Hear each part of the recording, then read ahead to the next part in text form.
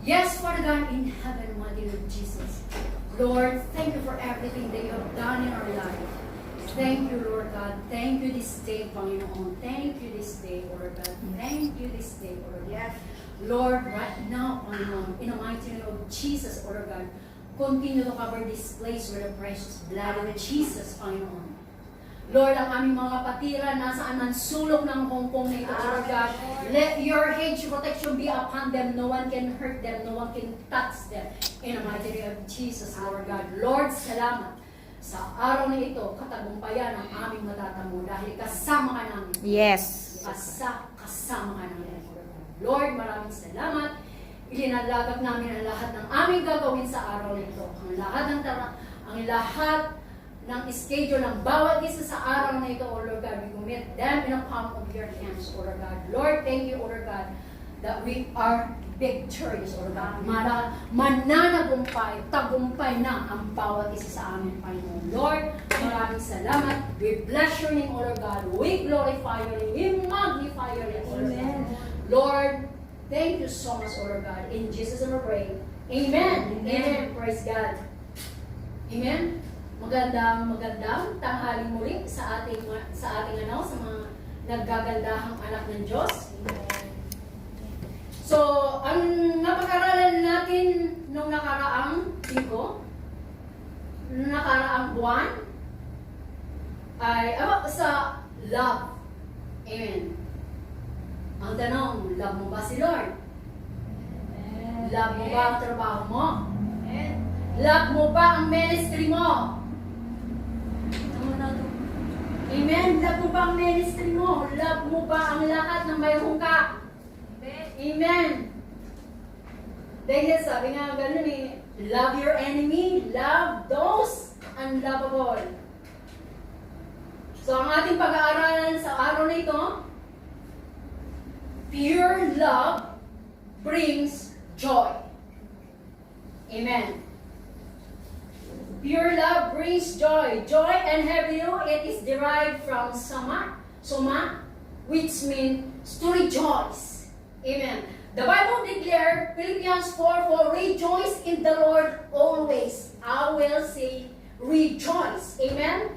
Sabi niya dito, magalak kayong lagi sa Panginoon. Inuulit ko, magalak kayo. Amen. Dito sa Philippians 4:4, there's a command to obey. Ang sabi niya dito, rejoice in the Lord always. Amen. So, inuutosan tayo ng Panginoon na tayo'y magalak. Magalak kayong lagi sa Panginoon. Amen. Magalak tayong lagi sa Panginoon. Ano mang sitwasyon mayroon tayo, magalak tayo. Sabi nga dito, rejoice in the Lord always. I will say rejoice. Amen. What is the secret for having fullness of joy? Ano ba ang sikrito? Ano ang sikrito ng pagkakaroon ng isang ganap na kagalakan? Amen? Ang sikrito is live a Christ-centered life. Amen. Amen? Magkakaroon tayo ng kagalakan sa ating puso kung namumuhay tayo na si Kristo ang nakatrono sa ating buhay. Si Kristo ang nakasentro sa ating buhay. Amen? Dahil sabi niya sa John 15, declare, sabi niya, John 15:11, Amplified Version, I have told you that this thing, sabi niya dito sa Amplified Version, I have told you these things so that maybe my joy and delight may be in you and that your joy may be made full and complete and overflowing. Amen. So, nais ng Panginoon, ang kagalakan, sabi niya dito, sinasabi ko sa inyo na ang mga bagay na ito upang ang aking kagalakan at kasiyahan ay maging sa inyo, upang ang inyong kagalakan ay mapuno at kompleto at umaabaw. Amen. So, magkaroon tayo ng overflowing joy while we are serving God. Overflowing joy sa paglilingkod sa Panginoon. Tandaan natin, joy ay iba yan, and happiness. Happiness, hindi yan magkapareho. They are not the same, joy and happiness. Dahil happiness is dependent. Yes. Amen? Happiness is dependent. Minsan, ito ay nakadepende sa mood mo. Happiness, depende kung anong katagumpayan mayroon ka. Happiness, kung marami kang savings. Happy ka dahil marami kang savings.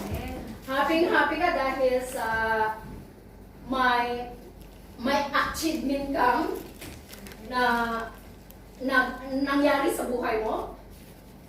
Pero ang joy is independent and constant. Amen. Independent yan and constant. Kaya nga sabi nga dito sa sabi nga sa Acts 13:52, and disciple will filled with joy and with the Holy Spirit. So tayo mga anak ng Diyos, kailangan natin magkaroon ng kagalakan sa ating puso. Hindi lang yung temporary kagalakan, dahil ang temporary kagalakan ay mood, ano mo yun, sa mood mo yun.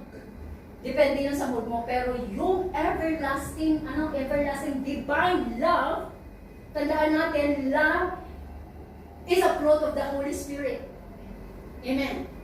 Andiyan pa ba kayo? Amen. Love is the fruit of Holy Spirit. So magkakaroon tayo ng kagalakan sa ating puso when we focus on the truth and of God's commune with His true prayer and rely on the Word of God. Tandaan natin, joy is a beautiful gift from God that can be experienced in every season of your life, no matter what going through. Amen. Yung joy na yan ay is a beautiful gift from God. Ano mang situation mayroon tayo'y nagagalak pa rin.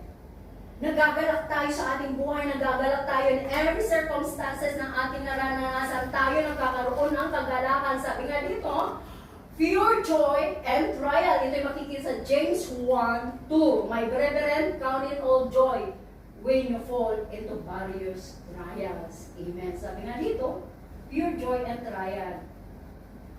Sabi, joy in the midst of trials. So, kailangan natin, punong-puno ka man ng pagsubok sa buhay, huwag nating hayaan ang worries na katulong sa ating puso. Huwag nating hahayaan ang worries palagi nakasentro sa ating buhay, sa ating ginagawa sa ating buhay. Sa halip, trust God on a deeper level when we ever have before. So, kung tayo man ay nakaranas ng iba't ibang klaseng pagsubok, trust God in a deeper way. Amen? Trust, patuloy tayong manampalataya, patuloy tayong magtiwala sa Diyos na buhay. Dahil ang ating Diyos na buhay na pinaglilingkuran, hindi magbabago noon, ngayon, at magpakailanman. Amen? Joy when you're reading God's holy word. Ito makikita sa Jeremiah 15:16. Your word were found, and I eat them, and your words was to me in joy and rejoicing my heart. Amen. Siyempre, as we read the Bible day and night, so nagkakaroon tayo ng overflowing joy sa ating puso. Ano yan eh? Kumbaga continuous yan yung joy sa ating puso. Nagkakaroon ng divine exchange. Marami man tayong problema sa ating buhay, and every situation ng ating buhay, as we trust God in deeper way, as we're reading the Bible and we talk to God, patuloy tayong nakikipag-ugnayan sa Panginoon, nagkakaroon ng divine exchange. So, kung tayo ay patuloy nakikipag-ugnayan sa Panginoon, tayo patuloy nagtitiwala sa Panginoon, nagkakaroon ng divine exchange. Yung worries mo sa puso mo, yung anxiety sa puso mo, inaano yan ng Panginoon. God will take away all your worries, your troubles sa puso mo, and God will put on the spirit of joy sa puso ng bawat isa sa atin. Amen? Amen. So, sabi dito sa number 3, joy and prayer. Amen. Sabi nga niya sa John 16:24, until now you have asked nothing in my name. Ask and you will receive, that your joy may be full. Amen. Sabi nga dito, joy and prayer, yung devotion natin sa araw na ito is for about prayer. Kaya nga sabi dito, until now you ask nothing in my name. Ask, and you will rejoice, and you will receive. That joy will be full. Ask lang tayo sa Panginoon. Makipag-ugnayan tayo. That our prayer is the parent of life. Amen? Yung pakikipag-ugnayan natin sa Panginoon, dapat, ano yun, tuloy-tuloy. Constant yun. Amen? So that, yung ating kagalakan sa ating puso, ay mananatili at mananatili. Amen? Sabi dito, joy and sabi, number 4, joy and unspeakable. Ito makikita sa 1 Peter 1:8. Though you have not seen him, you love him. And even though you do not see him, now you believe in him and filled with unexpressible and glorious joy, for you are receiving the end of result of your faith, the salvations of your soul. So, nung tinanggap natin ang Diyos ang ating Diyos na tagapagligtas ng ating buhay, yung joy sa ating puso, and unspeakable. Amen? Yung talagang hindi mo may paliwanag ang lubos na kagalakan sa ating puso. Amen? Dahil sa ginawa ng Lord sa krus ng Kalbaryo, tinanggap natin siya bilang Diyos na tagapagligtas ng ating buhay. Yung overflowing overflowing joy sa ating puso. Amen. Sabi nga dito, in the midst of our soul, in the deep of our soul, with all your heart, fill us with joy unspeakable. Amen. Joy, sabi nga, di ba, naalala natin yun, sabi niya sa Luke 15:7, I tell you, in that some way, there will be more rejoicing in heaven over sinner who repent, and over 99 righteous person who do not cry to repent. Amen. Sabi nga sa sabi nga sa Luke 15:7, joy and repentance. Amen. Pag ang isa ay nag-repent, the heaven rejoice. And pag tayo ay humayo at tayo ay nagpatanggap sa ating hinayuan, pinatanggap natin siya at linig mo siya sa prayer of acceptance, at kung talagang siya nag-turn away sa kasalanan, and you will experience, mararanasan mo yung overflowing joy. Kasi sabi dito sa Luke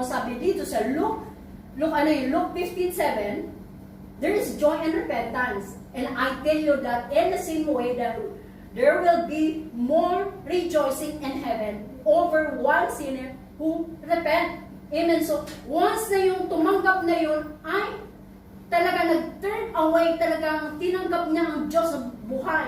Diyos na tagapagligtas sa kanyang buhay.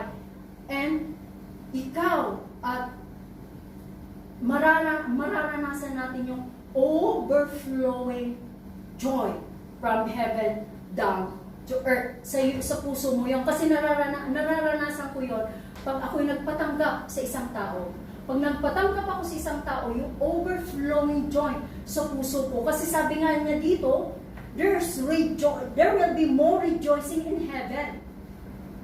Yung rejoicing in heaven na yun, it will come down on earth at mararanasan mo yung overflowing joy sa isang tumanggap sa Diyos na buhay. Sabi nga niyan dito sa John 4:4, of a living water, sabi niya dito sa John 4:4.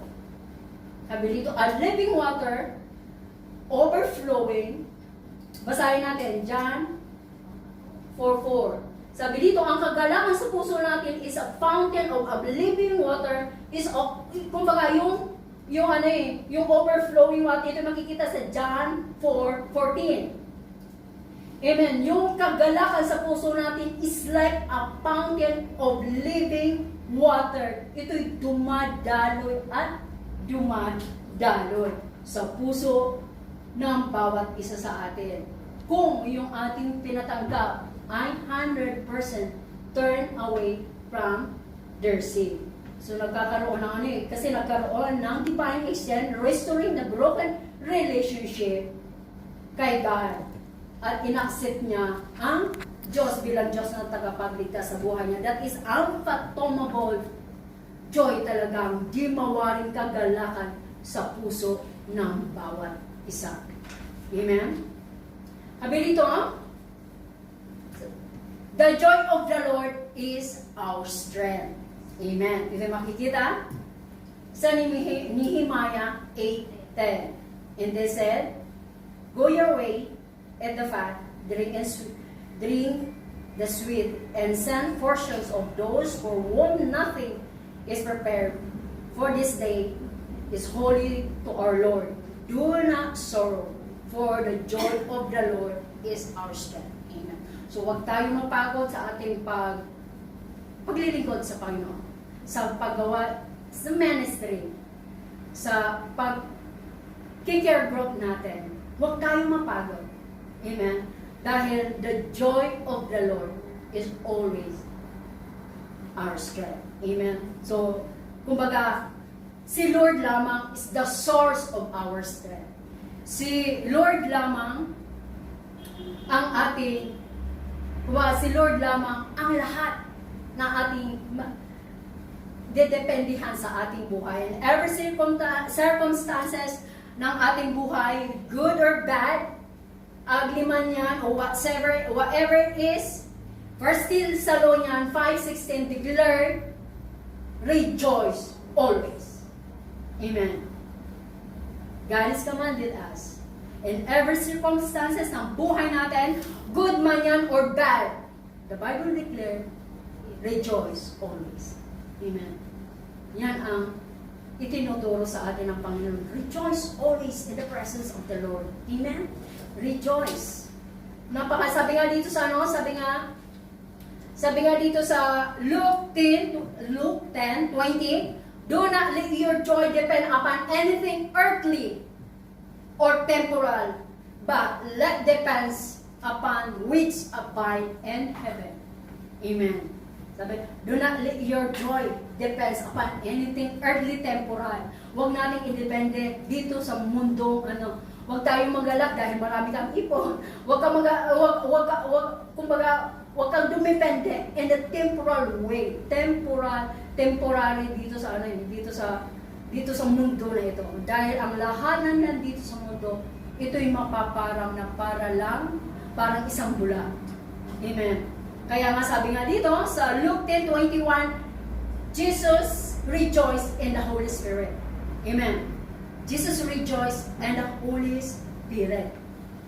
Sabi niya sa Romans 15:13, now may the God of hope fill you with all joys and peace in believing that you may be abound in hope by the power of the Holy Spirit. Amen. Sa pamamagitan lang ng Santong Espiritu ay magkakaroon tayo ng overflowing joy sa puso ng bawat isa sa atin. Sabi nga dito sa Acts 13:53, and the disciples were filled with joy and with the power of the Holy Spirit. Amen. So, napakahalaga ng Santong Espiritu na nanahan sa puso ng bawat isa sa atin.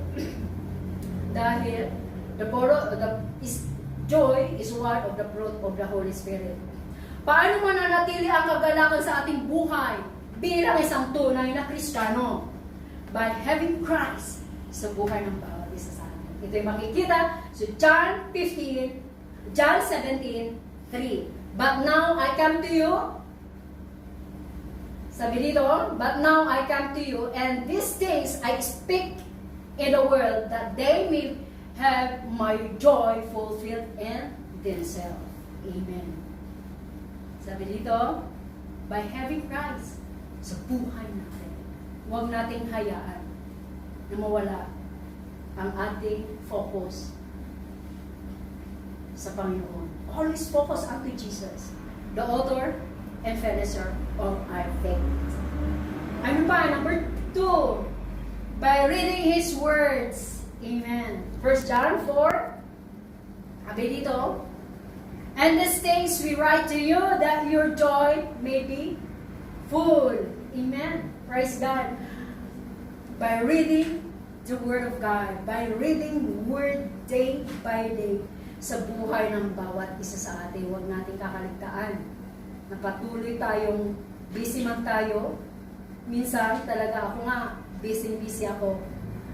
Busy ako. But then, hindi ko nakaligtaan ang pagbabasa ng salita ng Diyos. Sabi nga dito sa John, 1 John, and these things you are write to you that your joy may be full. Amen. Ano pa, number 3? By submission to Him. Patuloy tayo magpasubmit sa Panginoon. By surrender everything to God. Surrender our life to God. Sabi nga dito, sabi nga dito, as we surrender, as we commit unto God, He will rescue us. Amen. But this thing, rejoice in the Spirit. Sabi dito sa Luke 10:21.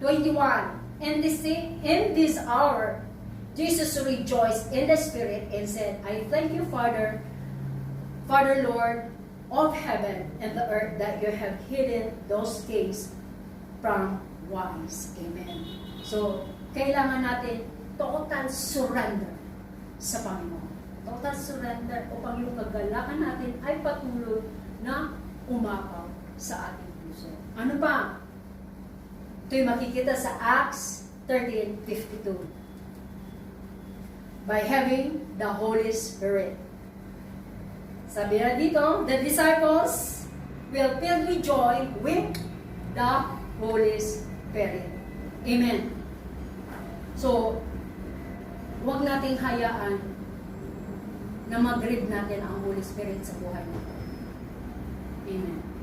So, sa pamamagitan ng Santong Espiritu na nananahan sa ating buhay, the divine joy, overflowing joy, ay mananatili sa buhay ng bawat isa sa atin. So, yung joy na yun, yung overflowing, anumang circumstances na ating mararanasan, bad man or good yan, good or bad, kapangitan man yan, as we surrender us to God, as we focus unto God, as we submit everything to God, and acknowledge the Holy Spirit, manahan sa atin, i-guide tayo araw-araw, the divine exchange will gonna happen. And God will take away all burdens, and God will put on the spirit of joy sa puso ng bawat isa sa atin. Kasi hindi maiwasan yan, lalo na sa panahon ngayon. Lalo na sa sitwasyon natin dito sa Hong Kong. So, but then, as we focus unto God, as we reading the Word of God, there's always hope sa puso natin. Kasama natin ang Diyos, hindi niya tayo iiwanan. Sabi nga dito sa Romans 15:13, now may the God of hope fill you with all joy. Amen. Nandoon yung pag-asa natin. God will rescue us. God will intervene as we focus unto God, as we pray unto God, as we communicate with God. Kaya nga sabi nga dito, do not let your joy depends on temporals. Anything earthly or temporal, but depends upon which abide in heaven. Amen. Huwag nating hayaan nakawin ng ng mundo na ito yung kagalakan sa ating paglilingkod. Huwag tayong ma-worry na dito sa Hong Kong, manatili tayo, magkaroon tayo ng kagalakan, manatili ang Santong Espiritu sa puso ng bawat isa sa atin. Ang Panginoon niya, He always, sabi nga dito, Jesus rejoiced in the Holy Spirit. Jesus Christ rejoiced. Nung ipapakos na siya sa krus ng Calvary, still rejoice. Dahil alam niya na ang ganyang gagawin as He totally surrender sa Ama. For the sake of us, tayo ay nagkaroon ng kaligtasan. Amen. So, wag nating kaliligtaan. Sabi niya sa Philippians 4:4. Sabi niya sa Philippians 4:4? Rejoice in the Lord always. I will say, rejoice. Amen. Sabi niya pa sa sabi niya pa sa 1 Thessalonians, rejoice always. Amen. So, tayo'y patuloy na magkaroon ng kagalakan. Ang kagalakan, patuloy na manatili si Kristo sa puso natin. Let our life be, focus unto Jesus, the author and finisher of our faith. Amen. Amen. Tayo po ay manalangin. Oh yes, Father God in heaven, mighty name of Jesus, Lord, thank you, O Lord God, for the divine exchange, Panginoon, that your overflowing joy, O Lord God, na manatili sa puso ng bawat isa sa amin, O Lord God. As we focus unto you, O Lord God, as we submit everything unto you, O Lord God, Lord, the overflowing joy, mananatili sa puso ng bawat isa sa amin, Panginoon. We bless your name, Lord God. We glorify your name. In Jesus' name, we pray. Amen.